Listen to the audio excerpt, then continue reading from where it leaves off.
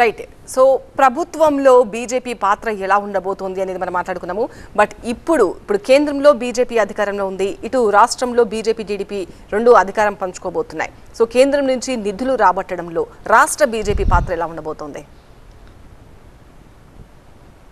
ఖచ్చితంగా అండి. మేము చాలా సందర్భాల్లో చెప్పాము. గడిచిన 10 సంవత్సరాల్లో కూడా రాష్ట్రానికి డెవల్యూషన్ ఆఫ్ ట్యాక్సెస్ కానివ్వండి, అలాగే విభజన హామీ చట్టానికి సంబంధించినటువంటి విషయాల్లో కానివ్వండి, రాష్ట్రానికి సంబంధించిన సంక్షేమ పథకాలకు సంబంధించి లక్షల కోట్ల రూపాయలు ఇచ్చాం. మరీ ముఖ్యంగా చెప్పాలంటే గడిచిన 5 సంవత్సరాలు వైఎస్ఆర్సీపీ రూలింగ్లో ఉన్నప్పుడు చాలా లక్షల కోట్ల రూపాయలని, ఉదాహరణకి 1,75,000 కోట్ల రూపాయలని డెవల్యూషన్ ఆఫ్ ట్యాక్సెస్ కింద ఇచ్చాము. ఆ తర్వాత గ్రాంట్స్ అండ్ ఎయిడ్స్ కింద ఇచ్చాము. అవి కాకుండా ఇంకా సంక్షేమ పథకాల కోసం అని చెప్పని ఇచ్చాము, పోలవరం కట్టడానికని, ఇలాగ ఎన్నిటికో ఇచ్చినా కూడా వారన్నిటిని ఫండ్స్ని డైవర్ట్ చేసుకోవడము, ప్రజలకి అందించాల్సినటువంటి ఆఖరికి అంగన్వాడీలో ఇచ్చేటటువంటి గుడ్డుని కూడా, అంటే పౌష్టికాహారం కోసం ఇచ్చేటటువంటి గుడ్డుని పేద రైతులకు ఇచ్చేటటువంటి ఆ రైతు సబ్సిడీని ఇలాగ పేదలకు సంబంధించినటువంటి కేంద్ర సహకారాన్ని కూడా వాళ్ళు డైవర్ట్ చేసుకోవడము,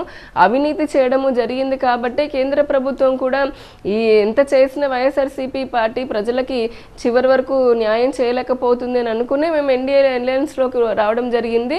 నరేంద్ర మోదీ గారు ఒకటే చెప్పారు, వికసిత్ భారత్ వికసిత్ ఆంధ్రప్రదేశ్. అంటే ఈ దేశం కనుక మన శరీరం అని అనుకుంటే ఈ దేశంలో ఉన్నటువంటి అన్ని రాష్ట్రాలు కూడా మన శరీర భాగాలు లాంటివే. కాబట్టి ప్రతి రాష్ట్రము అభివృద్ధి చెందాలి. ఏ విధంగా అయితే శరీర భాగాలు అన్నీ కూడా బాగుంటేనే వ్యక్తి ఆరోగ్యంగా ఉంటాడో ఆ విధంగానే అభివృద్ధి చెందాల్సిన అవసరం ఉంది. ఆంధ్రప్రదేశ్కి చెందాల్సినటువంటి rightful share of development and welfare ఇవ్వడానికి కేంద్ర ప్రభుత్వం సిద్ధంగా ఉంది. ఇప్పుడు రాష్ట్ర శాఖ ఎలాగూ ఎన్డీఏ ఇక్కడ కూడా అలయన్స్లో ఉన్నాం కాబట్టి ఎన్డీఏ ప్రభుత్వమే ఉంటుంది కాబట్టి మరింత ఎక్కువగా, ఇంతకుముందు వైఎస్ఆర్సీపీ పార్టీ రూలింగ్లో అధికారులు కేంద్రానికి మాకు ఈ ప్రాజెక్ట్ కావాలి మా రాష్ట్రానికి లేదా మా జిల్లాకని అడిగిన పాపాన పోలేదు.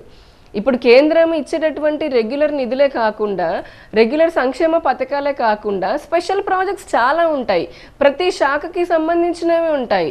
అలాంటివి ప్రతి రాష్ట్రం కూడా అంటే వాళ్ళు ఐడెంటిఫై చేసి కేంద్రానికి పెట్టుకుంటారు. వాళ్ళు మాకు ఈ ప్రాజెక్ట్ వస్తే బాగుంటుంది అనేది. ఈ 5 సంవత్సరాలు ఇటువంటి చేసిన పని లేనేలేదు వైఎస్ఆర్సీపీ. కానీ ఇప్పుడున్నటువంటి ఎన్డీఏ అలయన్స్ ప్రభుత్వం ఏదైతే ఉంటుందో ఎన్డీఏ ప్రభుత్వం, ఆ ప్రభుత్వము ఖచ్చితంగా ఈ రాష్ట్రంలో ఉన్నటువంటి ప్రతి జిల్లాలో ఉన్న సహజ వనరులని ఉపయోగించుకుంటూ ఇటు మానవ వనరుల్ని ఏ విధంగా అభివృద్ధి చేసుకొని మళ్ళీ ఆంధ్రప్రదేశ్ని తిరిగి నెంబర్ 1 స్థానంలో నిలబెట్టడానికి అవసరమైనటువంటి అన్ని ప్రయత్నాలని చేస్తుంది. అందులో భారతీయ జనతా పార్టీ కూడా కీలకంగా ఉంటుంది. రైట్. వంశీ కాల్ చేస్తున్నారు టెక్సాస్ నుంచి. వంశీ గారు అడగండి మీ ప్రశ్న. ఫస్ట్ ఆఫ్ ఆల్ కంగ్రాచులేషన్స్ అండి మోడీ గారు గవర్నమెంట్ థర్డ్ టైం ఫామ్ అయినందుకు.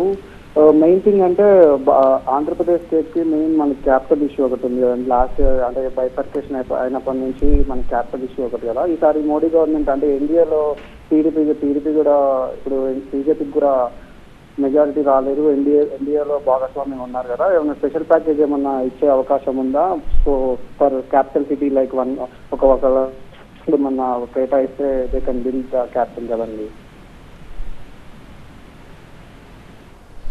ఓకే.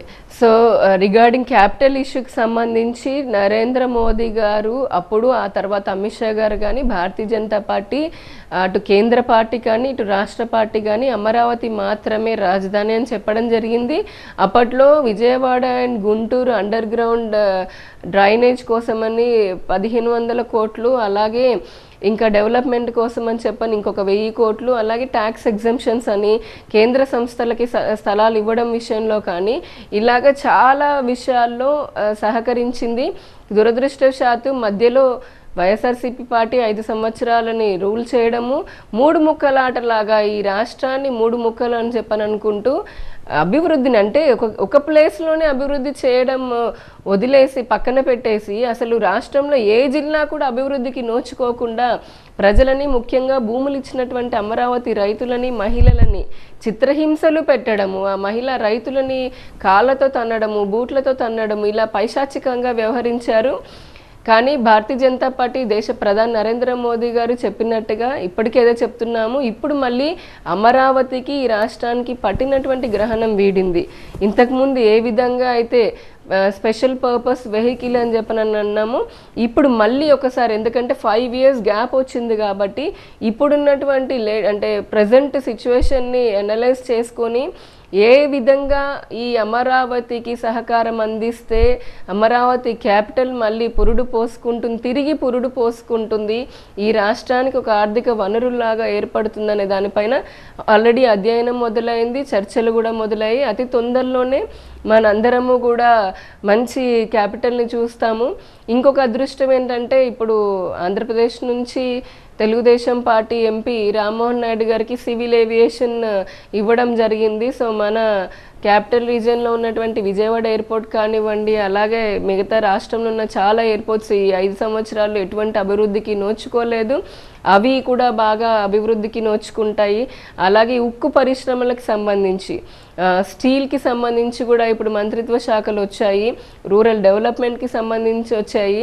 తెలంగాణలో కూడా చూసుకుంటే కనుక మనకి ఇప్పుడు మిగతా వాటిలో కూడా హోమ్ మినిస్ట్రీ నుంచి MOS కూడా వచ్చింది. ఇలా తెలుగు రాష్ట్రాలలో మంచి మంత్రులు ఉన్నారు కాబట్టి ఖచ్చితంగా ఆంధ్రప్రదేశ్కి అది బెనిఫిట్ అవుతుంది. We're going to see a good capital. మళ్ళీ ప్రపంచం అమరావతి వైపు తిరిగి చూసేటటువంటి రోజు అతి త్వరలోనే ఉంది.